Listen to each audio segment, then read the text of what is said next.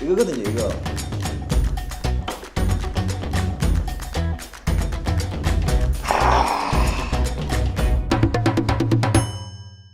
반갑습니다. 고기 생각입니다. 얼마 전에 제가 뉴스를 보다 보니까 기분 좋은 소식을 접했는데요. 그게 무슨 내용이냐 하면 뉴욕을 사로잡은 한국 돼지곰탕.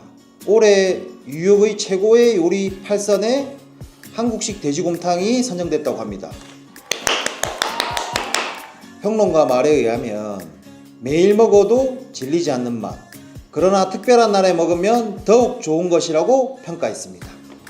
옥동식 돼지곰탕, 저도 진짜 생소했는데 제일 처음에는 제가 생각했던 거는 옥동식, 옥동이 어디지? 이 생각을 하다가 어디 지역을 찾아봤는데 지역명이 아니더라고요. 옥동식이라는 셰프가 만든 돼지곰탕을 옥동식 돼지곰탕이라고 하더라고요. 맛이 너무 궁금해서 제가 한번 만드는 레시피를 한번 찾아봤는데 정말 쉽더라고요. 여기 보니까 충분히 집에서 가정에서 할 수 있을 정도로 매우 쉬웠습니다. 그래서 제가 본격적으로 한번 만들어 보도록 하겠습니다.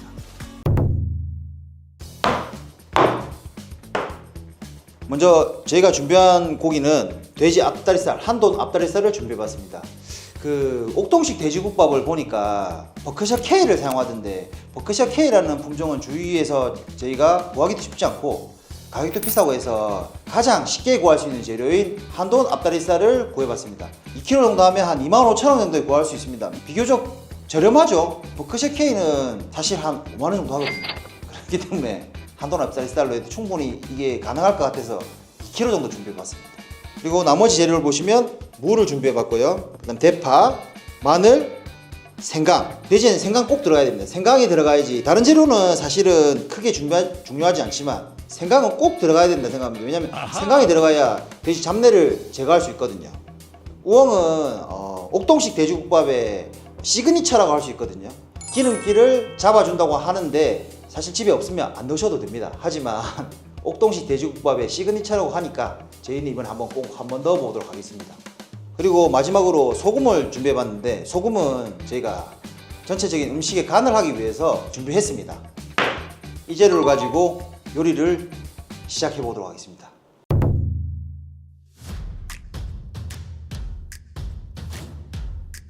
준비한 고기를 물에 담가가지고 핏물을 좀 빼도록 하겠습니다.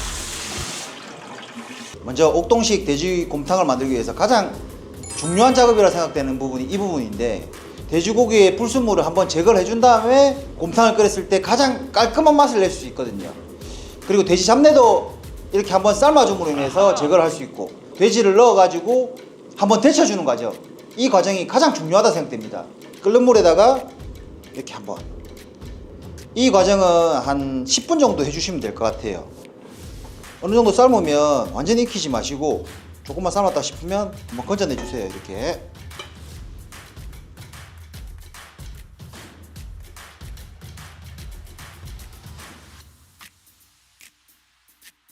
압력밥솥을 준비해봤습니다.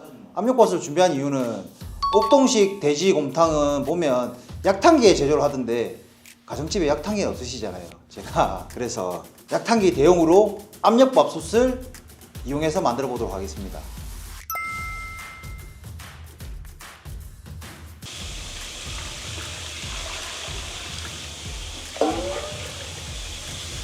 물을 충분히 많이 넣는 게 가장 중요합니다. 왜냐면 물 위에 고기가 잠겨야지만 잡내가 덜 나거든요.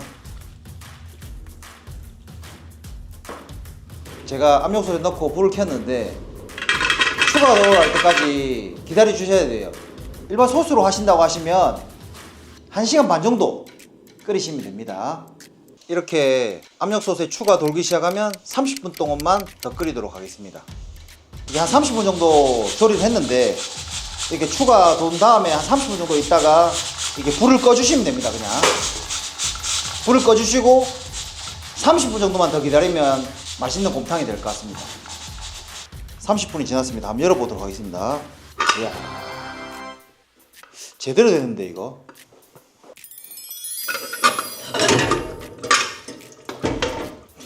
완성해 놓고 보니까 진짜 냄새 좋거든요. 그리고 고기가 익었는지 안 익었는지 보는 방법은 이렇게 꾹꾹 찔러 보는 겁니다. 찔렀을 때 피가 나온다면 이 상태로 그냥 불을 켜가지고 좀 더 끓여주세요. 근데 제가 보기에는 이거는 100% 완성됐거든요. 고기는 랩을 싸기 전에 잠깐 식히는 게 좋을 것 같아요. 이게 거름망으로 한번 걸어야 되는데 키친타올을 이용하면 기름을 많이 제거할 수 있습니다. 육수가 완성됐습니다. 그리고 완성된 육수는 냉장고에 넣어서 하루 식히도록 하겠습니다.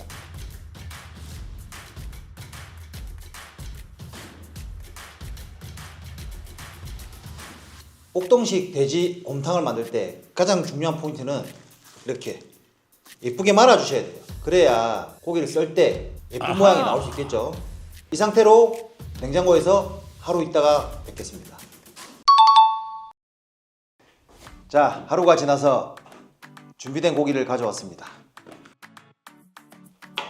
하루가 지나니까 이렇게 하얗게 지방이 떠올랐죠.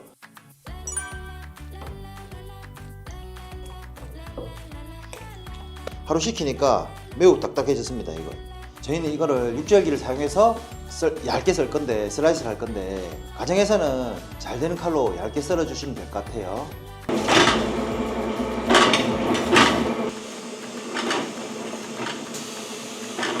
썰어가지고 왔습니다. 썰어보니까 고기가 한 2kg 정도 나오네요. 상당히 많은 양이 나옵니다.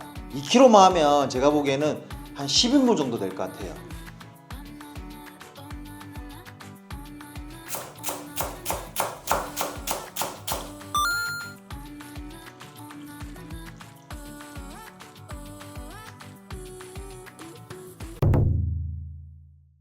자, 요리가 완성됐습니다. 이쪽은 아무것도 간을 하지 않고 처음 그대로의 옥동식 돼지곰탕을 만들었고요. 이쪽은 제가 사실 마법의 가루를 조금 넣었습니다. 제 식대로 마법의 가루를 약간 넣고 조리를 해봤습니다. 남은 고기는 이렇게 수육도 한번 준비해봤습니다. 아무것도 간을 하지 않은 순수한 옥동식 곰탕 한번 맛보도록 하겠습니다.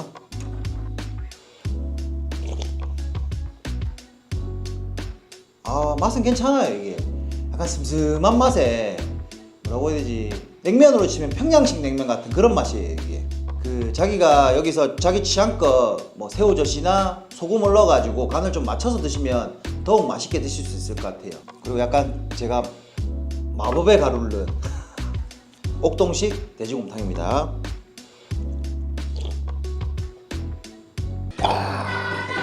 이거거든요. 이거 사실은 그냥 제가 보기에는 일반인들 분들께서는 아무것도 하지 않은 이런 것보다 약간의 M 들어가는 거 있잖아요. M 들어가는 거 그거 조금 넣으시면 훨씬 맛있을 거예요. 이게 고기랑 밥이랑 한번 얹어서 먹어보도록 하겠습니다.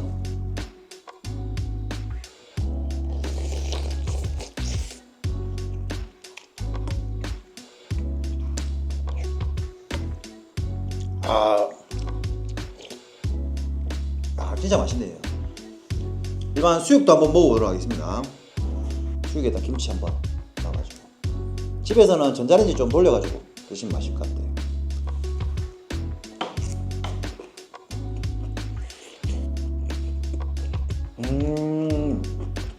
수육 진짜 맛있습니다. 옥동식 돼지국밥도 맛있는데 수육도 상당히 맛있습니다. 이게 먹어보니까 수육치고 엄청 부드럽거든요. 이게 얇거든요. 그러니까 얇으니까 엄청 부드러워요. 이게 부드럽고 맛있고 그렇습니다. 이게 시원하게 한 그릇 했습니다. 이거 제가 먹어보니까 이게 인기가 많은 이유를 알겠어요. 이게 이 고기도 연하고, 그 다음에 이 슴슴한 국물, 사실은 제가 수육할 때마다 이 국물을 버렸거든요. 근데 그냥 수육할 때 물을 좀 한번 끓이는 과정을 거쳐가지고 깨끗하게 만든 다음에 좀 수육을 하시면 제가 보면 그 국물도 충분히 먹을 가치가 있다고 봅니다. 이게 결론은 뉴요커들이 사랑할 만하다.